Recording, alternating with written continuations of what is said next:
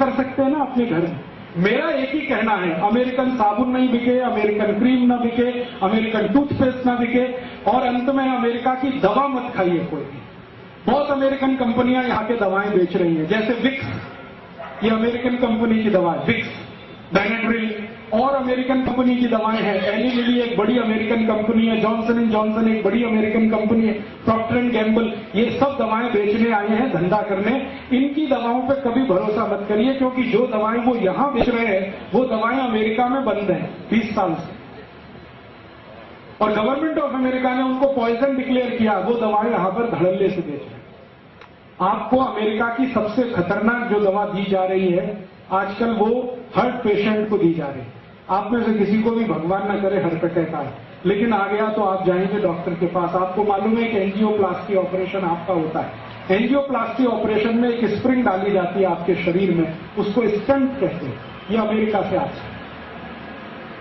और ये स्टंट जो अमेरिका से आता है उसका कॉस्ट ऑफ प्रोडक्शन $3 के आसपास है, और यहां लाकर वो 2.5-3 लाख रुपए में बेचते हैं, ऐसे लूटते हैं आप। और एक बार हार्ट अटैक में एक स्टंट डालेंगे, दूसरे में दूसरा। डॉक्टर को कमीशन है, इसलिए वो बार बार कहता है एंजियोप्लास्टी कराओ, एंजियोप्लास्टी कराओ, आप मत कराइए। फिर आप बोलेंगे क्या करें। मैं आपको बहुत दावे से कह रहा हूं ये बात, एक डॉक्टर की हैसियत से, क्योंकि मैं होम्योपैथी डॉक्टर भी हूं, कभी भी स्टंट का ऑपरेशन आज तक किसी को सफल हुआ नहीं, सक्सेस हुआ नहीं। कारण क्या है? आपकी जिस वाहिका में स्टंट डाला जाता है नली में, वो स्टंट इतना बड़ा है, नली में यहां उन्होंने फिक्स कर दिया, तो स्टंट के आगे और पीछे फिर ब्लॉकेज हो जाए और सेकंड हार्ट अटैक फिर आएगा, तो फिर वो कहेंगे दूसरा स्टंट लगवा लो, और इसी चक्कर में आपकी जिंदगी निकल जाएगी, लाखों रुपए लूट के ले जाए। तो आप बोलेंगे जी क्या करें? मेरा आपको विनम्र विनती है कि आपको कभी भी एंजियोप्लास्टी का खतरा हो तो आप ऑपरेशन तो मत कराओ। क्या करें फिर? जिंदगी बचानी है तो आप एक सरल उपाय करो। वो मेरा नहीं है, भारत देश के महान व्यक्ति का उपाय है। वो व्यक्ति का नाम था बाघभट्ट। उन्होंने 3500 साल पहले लिखा एक पुस्तक में जिसका नाम है अष्टांग हृदय, और एक पुस्तक है अष्टांग संग्रह। 7000 सूत्र उन्होंने लिखे हैं बीमारियों को ठीक करने के लिए। उसका एक सूत्र है कि कभी भी हृदय घात अगर है, हृदय को घात हो रहा है, तो जान लीजिए कि रक्त में एसिडिटी बढ़ी हुई है। एसिडिटी समझते हैं? अम्लता। एक अम्लता होती है पेट की और एक होती है रक्त की। पेट की अम्लता बढ़े तो आपको आग जलेगी, पेट में एसिडिटी होगी, आप कहेंगे आग जल रही है, खट्टी खट्टी डकार आ रही है, मुंह से पानी आ रहा है। फिर और ज्यादा हो तो हाइपर एसिडिटी होगी। यही पेट की अम्लता जब रक्त में चली जाती है तो रक्त अम्लता होती है, और रक्त अम्लता में आए तभी हार्ट अटैक होता है। इसके बिना हार्ट अटैक होता नहीं। ये आयुर्वेद का सबसे बड़ा सच है जिसको कोई डॉक्टर आपको बताता नहीं, क्योंकि इसका इलाज बहुत सरल है। इलाज क्या है? भारती जी कहते हैं कि रक्त में अम्लता अगर बढ़ गई है तो ऐसी चीजों का उपयोग करो जो क्षारीय है। आप जानते हैं 2 तरह के केमिकल्स होते हैं, एक अम्लीय और एक क्षारीय, एल्केलाइन और एसिडिक। अभी अम्लीय और क्षारीय को मिलाएं तो क्या होता है? अम्ल और क्षार को मिलाओ तो न्यूट्रल होता है कि नहीं? तो भागवती जी कहते हैं कि रक्त में अम्लता बढ़ी हुई है तो क्षारीय चीज खाओ तो रक्त की अम्लता न्यूट्रल हो जाएगी, माने हार्ट अटैक की जिंदगी में संभावना खत्म हो जाएगी। ये है कहानी। तो आप पूछोगे कि कौन सी क्षारीय चीज है जो हम खाएं?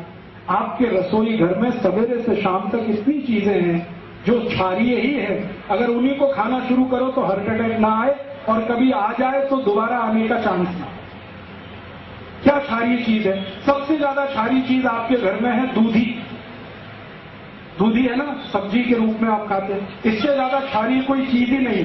तो दूधी का रस पियो रोज निकाल निकाल, या कच्ची दूधी खाओ। स्वामी रामदेव जी कहते हैं कि नहीं, दूधी रस पियो, दूधी का 3.25 लाख लोगों को ठीक कर दिया उन्होंने दूधी का रस पिला पिला।